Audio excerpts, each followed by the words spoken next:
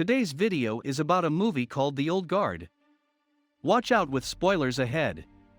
The film starts with four people laying on the ground, riddled with bullets.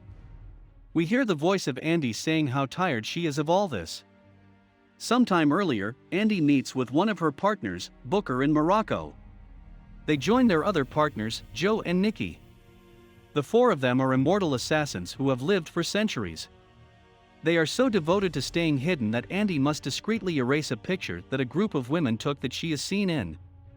They are set to meet with an ex-CIA operative, James Copley, who tasks them with catching a militia responsible for terrorizing locals with kidnapping and violence.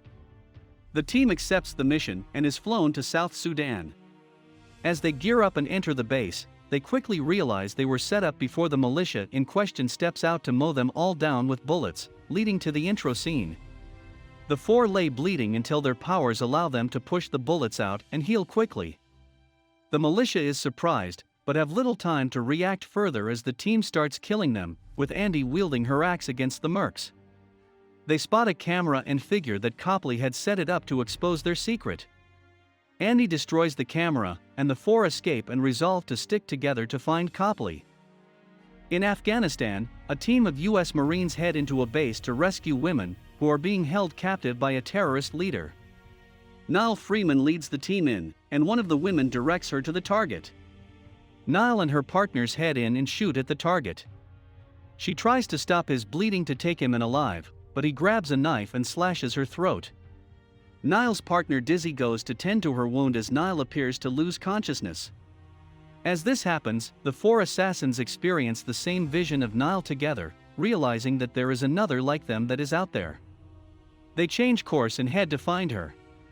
In the medic tent, Niall's neck wound has completely healed, to the surprise of Dizzy and the other Marines. In London, Copley attends a presentation from his employer, Merrick, who wants to have his company, Merrick Pharmaceuticals, potentially save millions of lives with their innovations.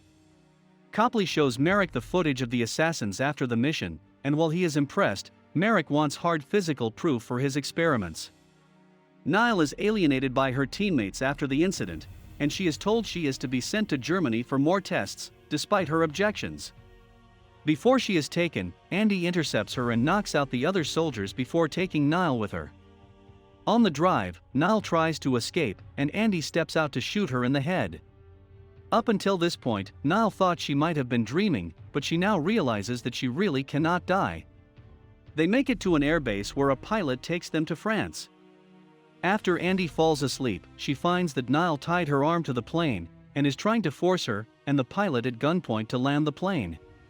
Andy shoots the pilot and orders Niall to free her so that she can fly the plane, but it turns out to have just been a trick to get free, as the pilot was just playing dead. Andy subdues Niall and forces her to continue going along with their mission. Andy and Niall arrive at their hideout to meet the other guys. Niall is told what their team does and how their powers work, as well as the fact that they have lived through, and even been involved in, countless historical events. Andy explains that they can eventually die, but they never knew when it could happen or why/how it does, as they lost a fellow immortal warrior centuries earlier after his wounds never healed. At night, Niall wakes up startled after telling the guys she saw a vision of a woman trapped in an iron coffin, screaming and thrashing about. Booker tells her that the woman was a former partner of theirs, Gwyn, who was the first of the immortals that Andy found. They were great friends and partners until they were captured and continuously killed by people who thought they were inhuman. Gwyn was forced into the iron coffin and thrown into the sea, where she remained trapped for 500 years, doomed to continue drowning with no chance of escape, and Niall was able to feel all of her pain.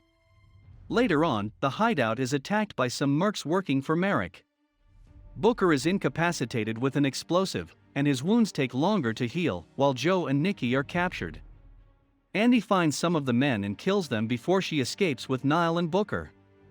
She is wounded and finds that she is taking longer to heal. The mercs taunt Joe and Nikki as they try to separate them. When one of them mockingly asks Joe if Nikki is his boyfriend, he gives an impassioned speech about how Nikki is way more than that.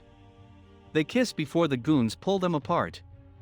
They are taken to Merrick, where Joe headbutts him. He retaliates by trying to see proof of their immortality by repeatedly stabbing Joe. Merrick has Joe and Nikki taken to the lab while still demanding that the other immortals be found. Andy, Niall, and Booker stop at an abandoned mine where some of their belongings are. Andy fears that they may be tracked after she was wounded by one of the men back at the hideout. As they plan their next move, Niall continues to have questions about her newfound destiny. She is more reluctant to go along after Booker says that he has already outlived all of his children. Niall thinks about her own mother and brother, and how they had to mourn her father when he was killed in action. Andy goes to a nearby pharmacy to have her wound tended too.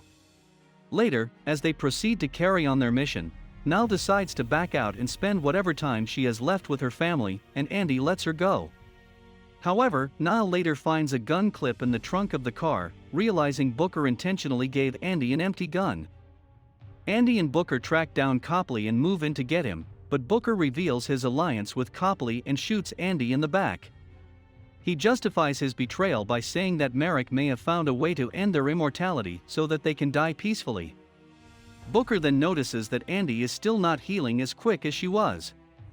Merrick has his men take her and Booker to join Joe and Nikki, fully intent on potentially killing them all if it means he has found his breakthrough. After Joe and Nikki find out about Booker's deception, they turn on him as well. Niall finds Copley and forces him to help her rescue the others, but he is more than willing after seeing what kind of man Merrick really is. Copley had been gathering information on the exploits and heroics that the Immortals have performed throughout the centuries. They make it to Merrick's building and kill his men before freeing the Immortals. Instead of leaving, Andy opts to stop Merrick then and there to prevent him from hunting them any further.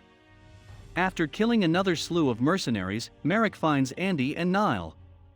After he attacks, Andy jams her axe into his neck, and as he tries to shoot her, Niall tackles him out the window, and they both land on a car. Niall heals up while Merrick is a dead bloody mess. The team then leaves together, and Andy's wounds eventually heal. Copley helps set up Niall's situation as being killed in action, meaning her family will have to mourn her as they did her father. Meanwhile, the other Immortals force Booker into a century-long exile for his betrayal, and he bids them farewell. The others decide to continue working with Copley as long as he can help them stay hidden. 6 months later, Booker drunkenly returns to his apartment in Paris. He is greeted by a very unexpected visitor, Gwen. Don't forget to like and subscribe to watch more videos like this. Let us know in the comments what movie would you like us to recap next.